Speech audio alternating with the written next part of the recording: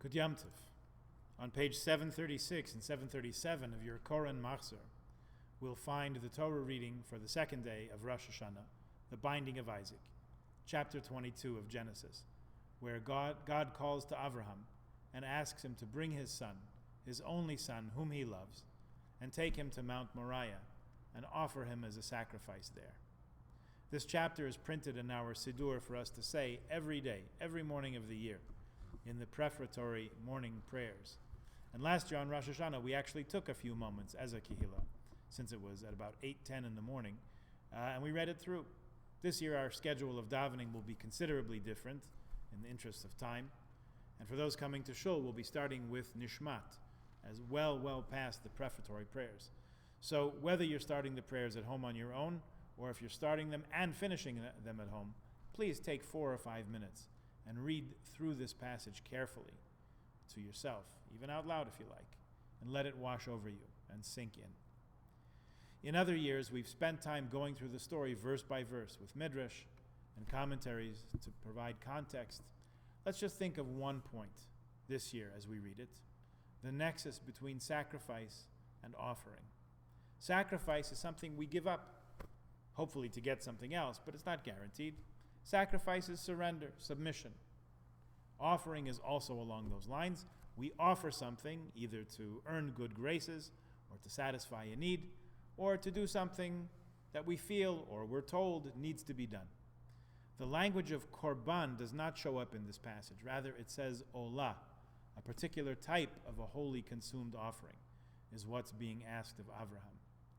But a korban, as the animal offerings are called that were brought in the temple, as those are a mode of becoming karov. Korban, karov, the words are very closely related. We offer something, or we give something, we sacrifice something, which in that act brings us closer. The child offering aspect of the story is what stops many people in their tracks. They stop right there and can't go on reading it. For those who read to the end, you'll see that this story is the ultimate and final ending to child sacrifice, full stop. Once God has Abraham's attention focused, he emphasizes not only do not sacrifice your son, don't even stretch out your hand to harm him, do him any harm. This commandment, this high tension drama, is actually the end to all such sacrifices, turning 180 degrees from what apparently was a widespread practice at the time. That's a conversation for another time. Today, let's talk about the very idea of being willing to offer or to sacrifice, to give something up, especially in the context of coming close. In order to be a friend, to be a spouse, to be a partner, we give up some of our freedom, some of our autonomy. In order to be a Jew, we give up some of our autonomy, which means the ability to make our own rules. We don't make all our own rules. We accept some of God's rules, or at least we encounter them, grapple with them, do the best we can with them. What if I don't like matzah? What if I don't like the smell of an esrog? Maybe my idea of resting is to go to the mall and go shopping on Shabbat. Maybe that's what's relaxing for me. So we're called on to make sacrifices, to give some things up, to make offerings, sometimes wholly consumed offerings. We're asked to give up the whole enchilada in the quest of coming close to God. Why do we have to do that? Why do we have to give things up? Why can't we all just make our own rules? Let that be okay. Good questions all, and certainly questions for us to meditate on in the precious time that we have this Rosh Hashana. Let's answer the call of the day amidst all the calls of the shofar and the prayers, and let's think about what it is that we offer. What do we bring? What do we surrender? What does that mean? And what does it mean to be part of something larger than just ourselves on Rosh Hashana, or for that matter, on any given day of the year? The Haftorah for today is found beginning on page 744, 745. Haftorah for the second day of Rosh Hashanah. It's from the prophet Yirmiyah from Jeremiah, sometimes called the weeping prophet, and often considered the darkest or most pessimistic of the prophets. Yet there's a lot here that's very valuable for us, good for us, important for us to hear, especially on this particular Rosh Hashanah, 5781. The text of the Haftorah itself is focused in large measure on the zichronot aspect of Rosh Hashanah, Remember, in the Musaf that we're going to daven after the Haftorah, we have three major sections: Malchuyot, kingship; Zichronot, remembrances; and Shofarot, the sounds of the shofar. Some of the most poignant passages from the Zichronot section are taken from Jeremiah, from Yirmiyah Hanavi, like the final verse in the Haftorah: Habein yakir li Ephraim, im yeled sha'ashuyim. Is Ephraim not a treasured son to me, my child of delights? Ki midei dabri bo zacharas karenu oid. The more I speak of him, always I remember him. Al kein hamu me'ai loi rochem al rachamenu ne'um Hashem. It is that I long for him from within. I will offer him compassion, says God. That's just one example. Let's take another prominent theme in the Haftorah, that of tears. I shall gather them from the ends of the earth. In tears they will come, says the prophet. Kol berama nishma. A voice is heard from Rama. Nehi bechi tamrumim. Lamenting, bitter weeping. Rachel mavake al baneha. Rachel weeps for her children.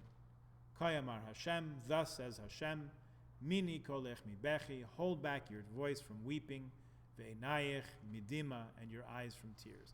There are a lot of tears in this Haftorah. Tears are common on Rosh Hashana throughout the high holy days. I told this story some years ago, and it occurs to me to tell it again because it involves Rabbi Steinsaltz, a blessed memory, whose shloshim was just a few days ago, just passed away a little more than a month ago. A friend of mine from Yeshiva, Yossi Jacobson, was traveling around Europe, and he found some old machzorim in Prague, I think in the Alt Neuschel. And he was leafing through them, and he found several points in the text where it was printed in the book, Kan sarich livkos. Here, you're supposed to cry. He was puzzled by that instruction, so he asked Rabbi Steinsaltz what it meant.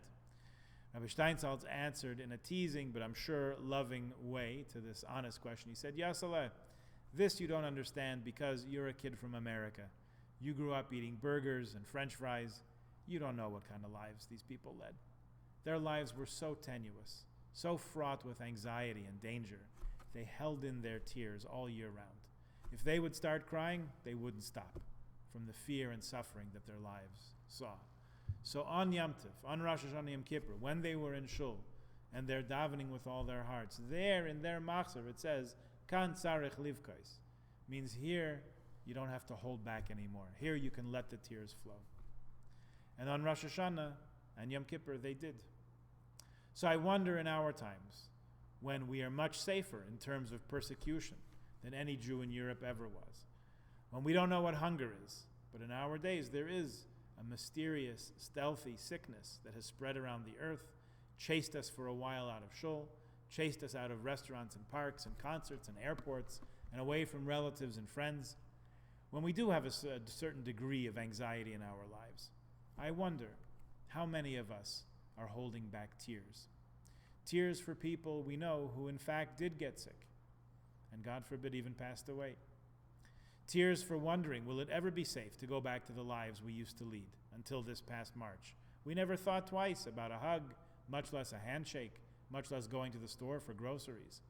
It turns out we are considerably more vulnerable than perhaps we've ever felt in our lives up to this point. So I wonder what tears we are all holding back. So as you read the Haftorah for the second day, pay attention to the tears that are audible in the Haftorah text from Jeremiah. And also let's try to sensitize ourselves to tears which may not be audible, tears that our neighbors, our friends, our family members, maybe even ourselves are holding in. We have to be sensitive to the cries that we hear, and perhaps even more sensitive to the cries that we do not hear.